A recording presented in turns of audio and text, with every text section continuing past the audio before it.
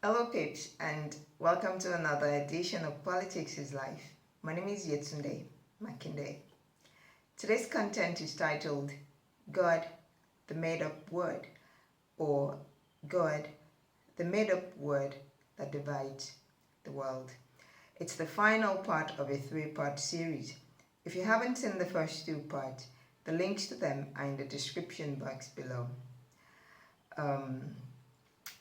All reasonable people will agree there are only a few things in the modern world that polarize humans like religion and God does. Wars have been fought in God's name. People have been murdered in God's name.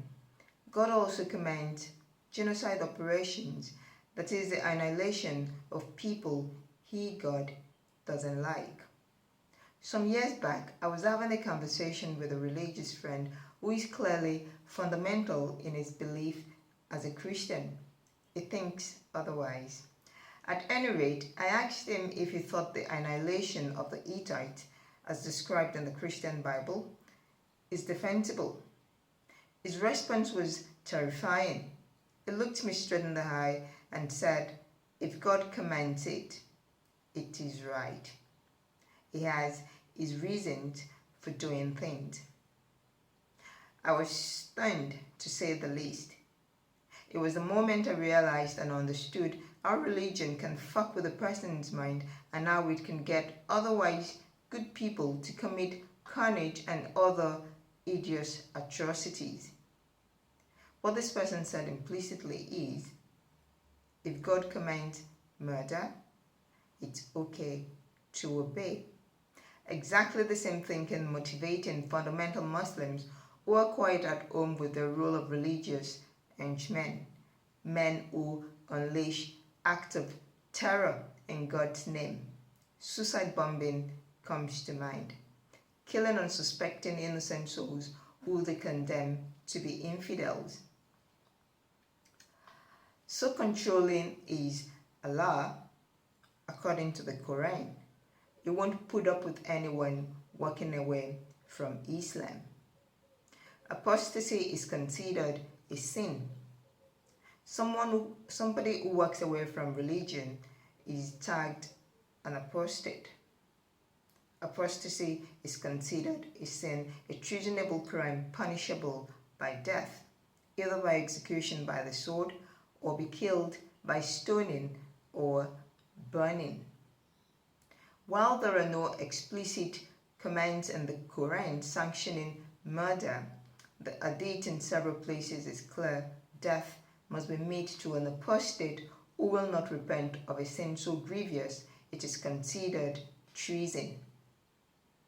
Long and short is, belief in God truly can reduce a decent person to a monster, to a cold-blooded murderer or one who supports it.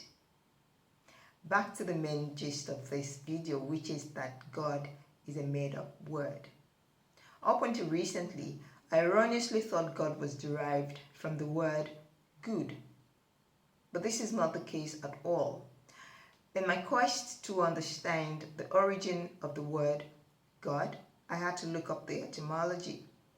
And to my chagrin, I found the word God is a made-up word. Good is the original word, and the popular word God is its corruption. The actual word itself, good, is believed to have been co-opted from Proto-Germanic or Old Dutch. Good and good, gure, are some of the words the Old English good is thought to have been derived from. It is self-evident those who translated Greek and Hebrew texts to English, not finding an equivalent in the English vocabulary, basically corrupted an Old English word and superimposed it on the Greek theos or deus. On digging further, I found the word Golden is also thought to be derived from the Persian Kuda, but who, a Sanskrit word, is presumed to be the likely accurate root of the word good or guden. Hu means to call upon or to invoke. Hu is spelled H-U. Gut is G-H-U-T. Guden is G-U-D-A-N. When the word hu, the Sanskrit word, is used in its past participle form, it translates to one to whom sacrifices are made or one to whom libations are poured. Those who are familiar with ancient spirituality may well understand where that argument may lead. But I don't want to deviate so much from the subject at hand, so I'll just stick to what I'm discussing. Just as the brand of Christianity popular today was an expedient invention of the Roman Empire, so also is the word God an expedient corruption, as the English language does not have an equivalent for the anthropomorphic personal entity that was invented in Roman times. Unknown to many Christians is the fact that until the Roman Empire adopted Christianity as state religion, Christianity was just one of many sects jostling for relevance. I might add that the decision to adopt Christianity and not any other cult, say the cult of Mithra, for example, was purely political. The Christian elders at the time pushed the right buttons, selling to Constantine a version of the Christian sect that allowed the church and Constantine consolidate power, political power. In the later edition of the Bible, the Tetragrammaton YHWH became Jehovah, and the Greek theos was retained as God. Incidentally, the word good, that's the original word good, was in fact gender neutral until it found its way into Christianity via Tyndale's scholarly translation of Hebrew and Greek text to English. Christian text, that is the Bible, is essentially a compilation of Hebrew records, tweaked, repackaged, and passed off as the infallible word of God by Europeans. It's imperative to state that the Hebrew records aren't entirely original to the Hebrews. Historical evidence abounds to support this claim that what is largely recognized today as Hebrew records or writings were appropriated from much older cultures and traditions. Sumerian, Babylonian, Persian, and Canaanite are some of these examples. It is equally important to state the Quran also plagiarized the Hebrew text and other sources too. The truth is the original works or text, that's the Akkadian or Sumerian text, are allegory. That is, they're mythical writings.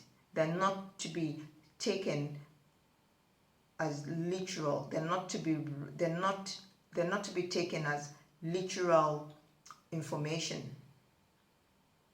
If this is the case, isn't it sad and ironic that European invaders literally demonized the spiritual systems and mythical oral traditions of native cultures, only to foist on them the mythical stories of other cultures?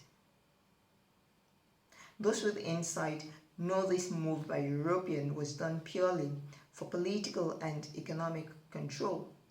And to this day, the world's geopolitical and trade economic patterns are disproportionately influenced by Europe. Capitalism, which is the world's dominant economic system, is an invention of the West. I'm currently working on a treatise which I've tentatively titled How Capitalism Fucks All of Us. As soon as I'm done with that work, I'll publish it and put word out on YouTube. When I say Europe, one more thing, when I say Europe, this includes North America. I also would not pursue that posage, so that I can just stay on the subject matter. The point of this video is to draw attention to human absurdity. We fight ourselves, and some people will even dare kill others in a name whose origin can't exactly be ascertained. Makes me wonder if people are as advanced and as educated as they claim to be. What kind of a person kills in the name of God, the supposedly infallible God of love, who gave the commandment, "Thou shalt not kill," but in the same breath commands mass murder of those who believe differently? How is such a huge disparity to be reconciled? How do you reconcile such a huge disparity without admitting that either God is erratic or that mortals may well have much higher standards than God? Because I know I could never consent to the killing of people, and I want to believe there are millions of people out there as well who would never consent to the killing of people just because they're different or because they believe in what you do not agree with. As a matter of fact, I'm even opposed to state-sanctioned murder. That's capital punishment. And yet, I'm just a mortal. And then an infallible God will sanction the murder of people just because they believe differently.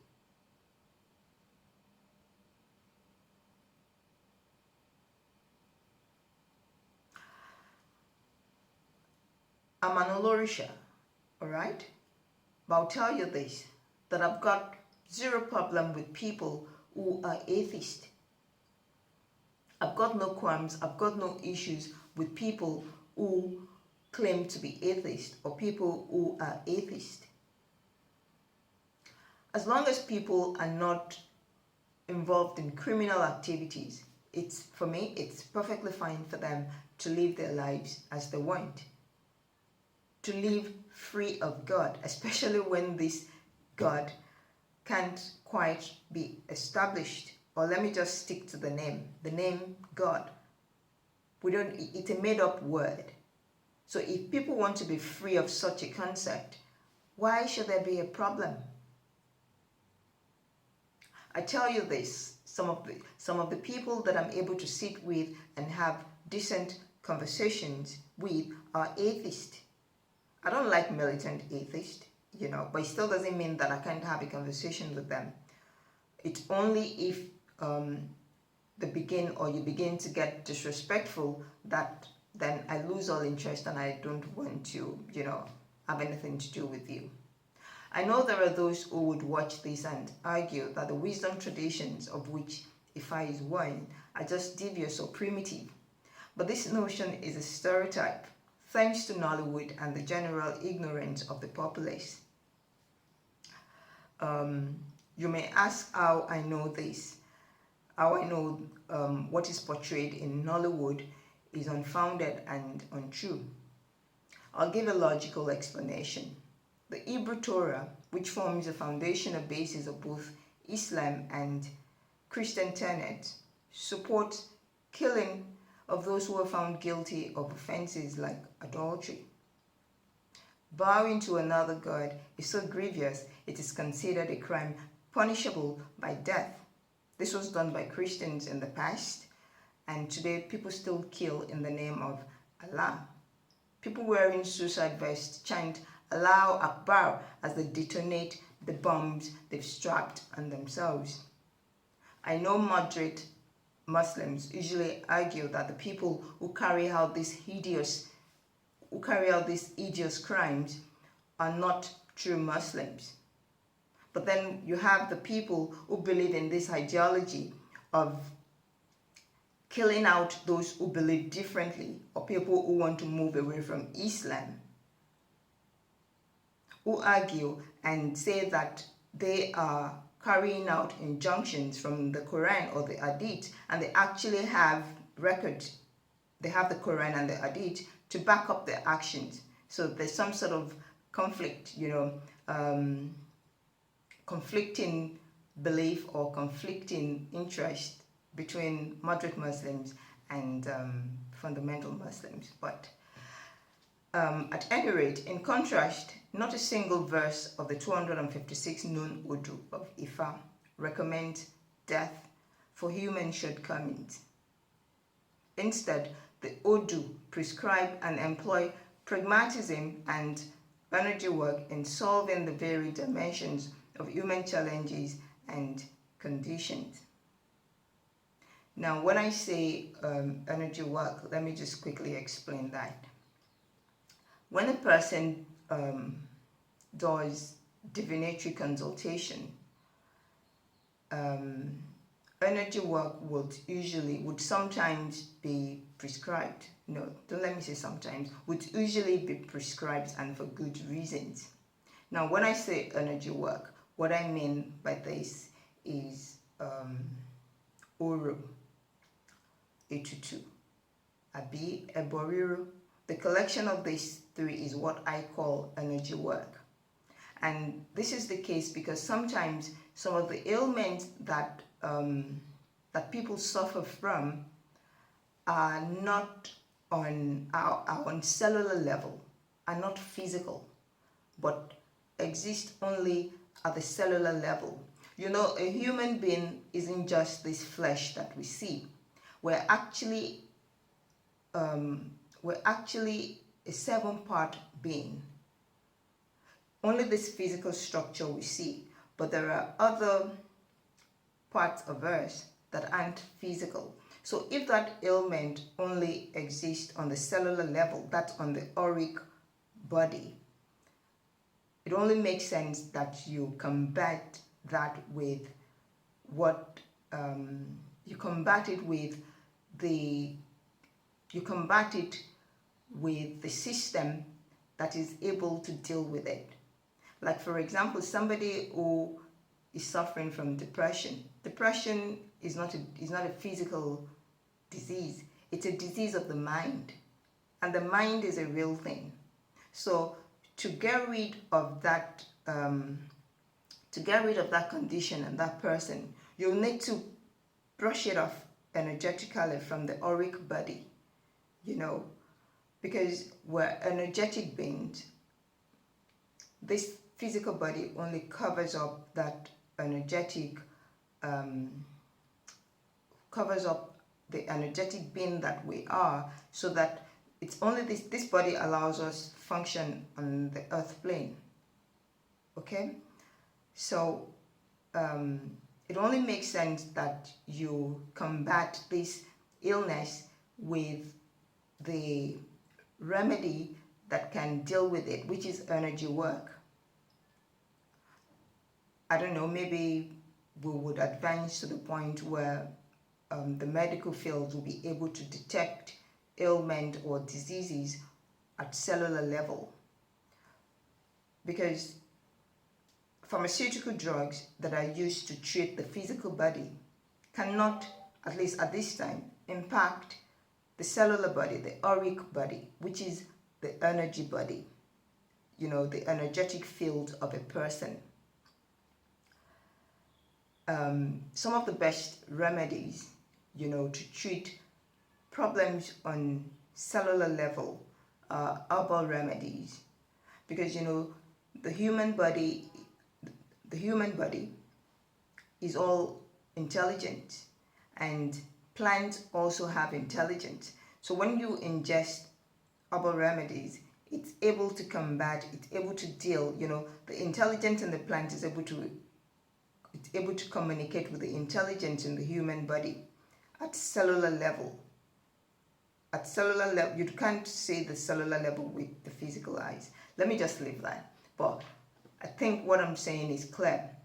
The reason why energy work is prescribed or is necessary sometimes, it's to deal with those things that can't be seen with the physical eyes.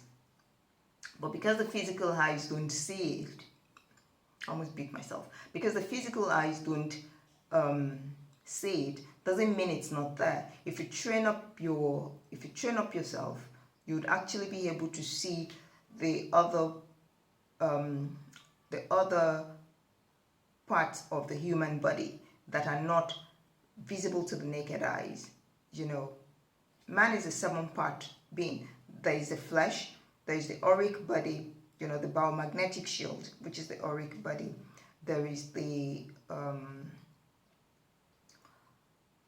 Atman, which is the soul, the higher self. There is the higher self. Your higher self is an energetic consciousness. It's not physical to the naked eyes, but you still can see it if you train your third eye. Let me stick to what I'm discussing now. So I said that Odufa prescribed pragmatism, or would use pragmatism and energy work in solving varied dimensions of human challenges and conditions.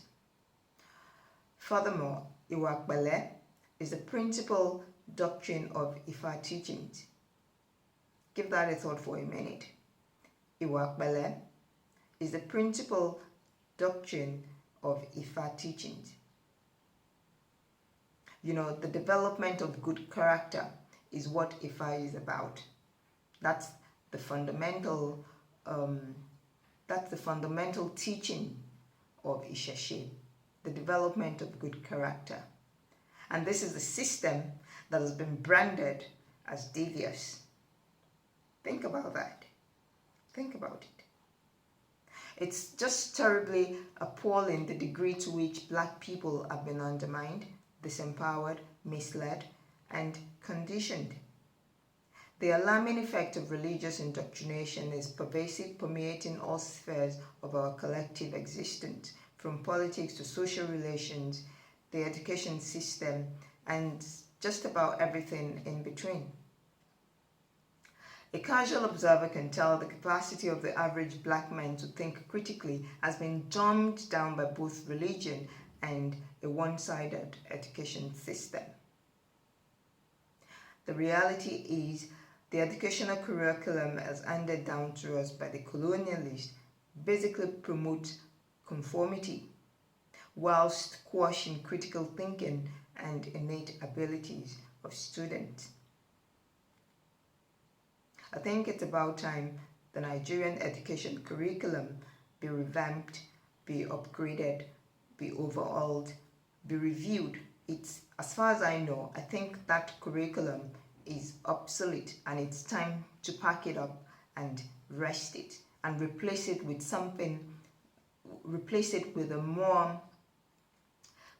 a curriculum that fits the time. You wonder why young children are no longer interested in school, interested in education. It's because the curriculum does not meet their need. It doesn't fit their thirst for education. It's not able to. It's archaic and it's obsolete.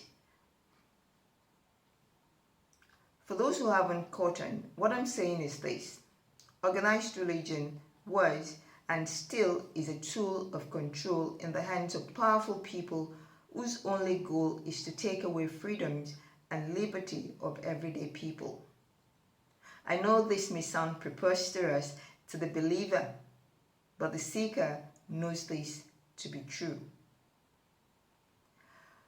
For those who are perceptive, one thing I request you do is ask yourself why the descendants of Europeans no longer subscribe to the religion invented by their ancestors.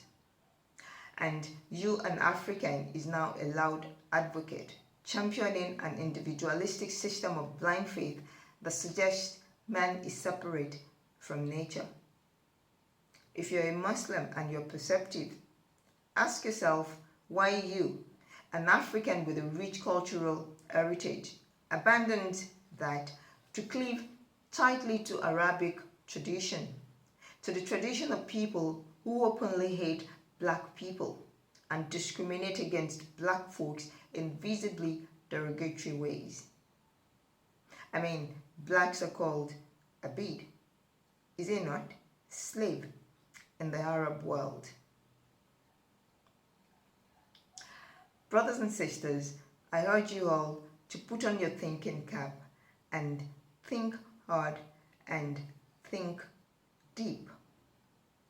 Runu, Danu, It's critical for us as Africans to begin to begin to think and look critically at issues, especially at this point in the history of humanity.